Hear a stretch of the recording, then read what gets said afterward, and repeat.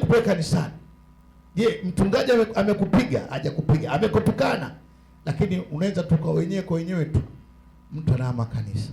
Kitu kidogo anahama kanisa. Sasa huyo hana uthabiti wa imani. Haleluya. Amen. Ibrahimu alikuwa na uthabiti wa imani. Bwana Yesu asifiwe.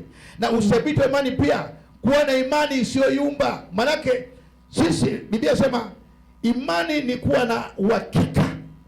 Bwana Yesu asifiwe. Amen. Ibrahimu alikuwa na uthabiti wa imani, maana yake kile ambacho alichokiona alikifuata pasipo kuyumbishwa. Bwana Yesu asifiwe.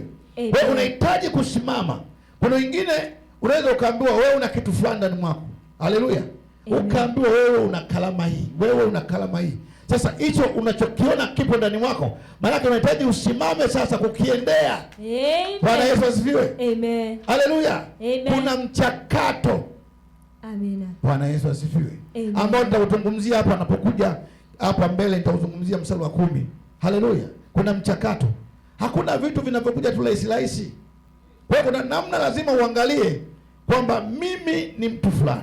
Kwa mfano mimi binafsi ningekuwa mtu wa kuvunjika moyo, ni huduma ya sasa haipo.